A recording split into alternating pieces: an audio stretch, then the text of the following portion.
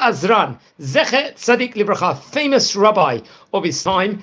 He was a Knesset member of the Shas spiritual political party here. So we can try and go to the history of the great rabbis actually represented, let's say, the political party or who are associated with it. I think it's very important in this series at the moment. He was born in the year 1941 on 19th of October and passed away on the 10th of February in the year 2010. Naturally, that was the 26th of Shvat. So at the moment, it's not his Hilula because I'm recording this here in the middle of the month of Sivan. He'd gone to become a Chavrei Knesset, a member of the Knesset of Israel, and the rabbi of Kiryat Melachi and Warashon Lציון, and the head of Jewish court in Paris. So various different important roles, let's just say, in of itself. So I think it's definitely an opportune time to actually mention a few words with regards to the famous rabbi over here inside this series. Okay, friends.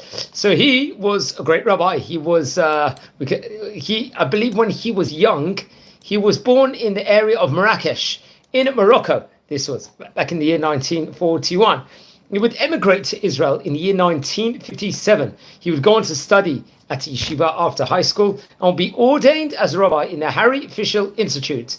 This is, I think, based in, connected to Rabbi Abraham Isaac Cook, and this institution itself will specialize very much within regards to training, let's say, dayanim, people to become judges, and really various different prominent position in of itself. So he come in 1957 over there, and was, I believe, also when he was young, he was very involved within regards to public activism at that stage in time. He would then go on to work in a neighborhood, I believe, in various neighborhoods, I think in Israel, with regards to working, and I think he would actually go on to serve in the army.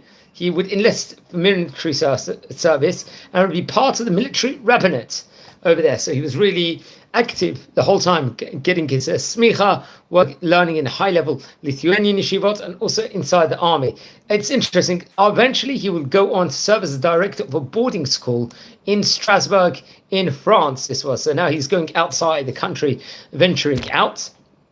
And he'll become a manager of a Mossad Torani in Ashdod, and also the head of another Mossad called Nitivot Chayim in Kiryat Melachi and in Bnei Brak. So he's really encompassing himself on the various different important jobs all throughout itself. And he would publish articles also and various rulings. In the Har Deya, it was a published, I think, yearly book in of itself, it connected to Nitivot Chayim. Now, it's actually interesting. I believe, come what, the year 1971, there'll be the retirement of Rabbi Gerbeli. I think he was a rabbi at the time of Kiryat Melachi, and then he'd be appointed as a rabbi of the city. And now, come what, November 1974, we're talking about 51 years ago, he'll become appointed part of the Vada, let's just say, of different schoolworks, networkings inside, let's just say, teachers' organizations, and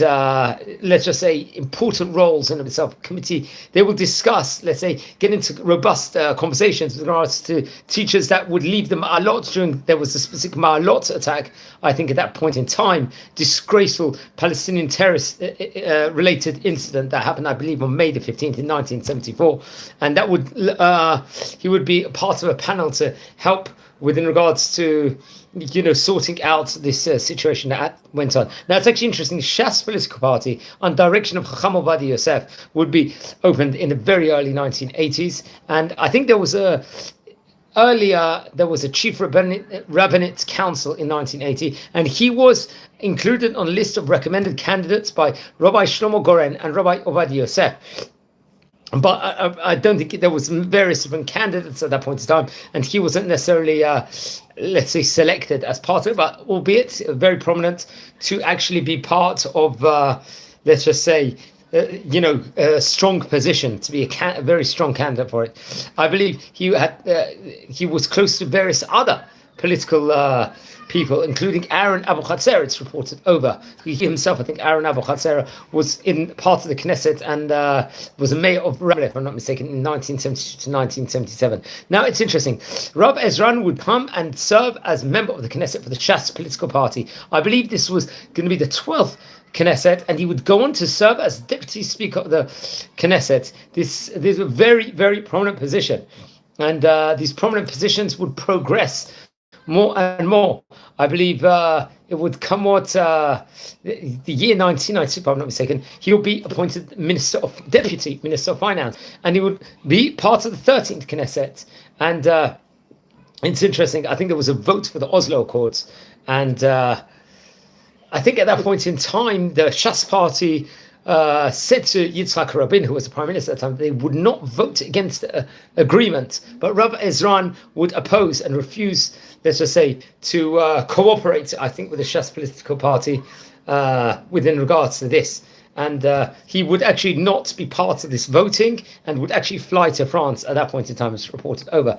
I think he would go on later on to start a new political party in time of the 14th Knesset called the Telem Emunah, but I believe they did not pass that specific threshold in of itself to actually reach the Knesset. He passed away in France on February the 10th in 2010. I think he was actually there at that point in time for a liver transplant surgery. He had to have at that stage in time. So very interesting. He was a famous politician of his time. I think he would go to a hospital over there, and unfortunately he passed away. He was a very great rabbi of his time. You see the different important roles he would actually take place inside the Knesset, respectively.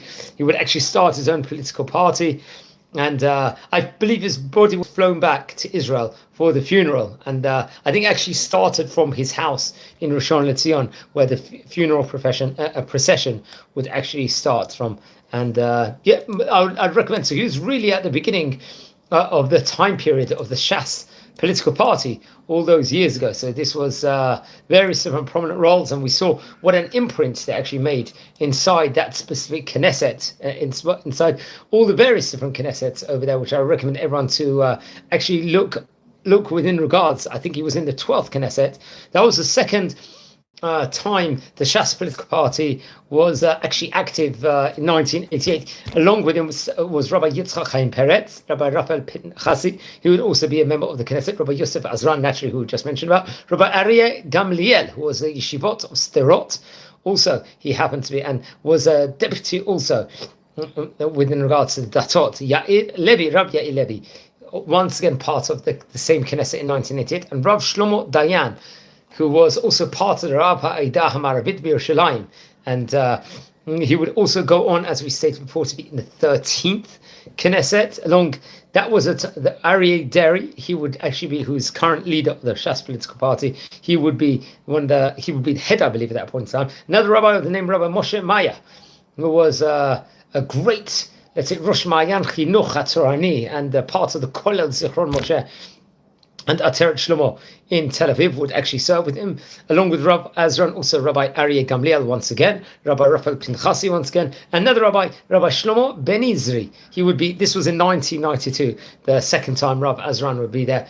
He was, I believe, Rabbi Ben Izri would actually be in the Knesset for 13 years and be, I think, a deputy health minister and take on various other important roles. And then obviously we mentioned that in the 14th Knesset, he would run as an independent. And I believe at that stage in time, the Shas political party would grow in an expanded level. He actually left the political party, I think, on the 28th of February in the year 1996. So he would have been spanning for about, I believe, 8 years part of the Knesset. So please learn more about him. We're going to try and explore maybe various other members of the political party, respectively. The Shas political party, I think, currently actually boast as many as 11 seats, let's just say, inside the current Knesset at the moment. And I think remember Marrakesh, where he descended from, was a very famous Torah Jewish community over there in Ovid State. So I recommend everyone to learn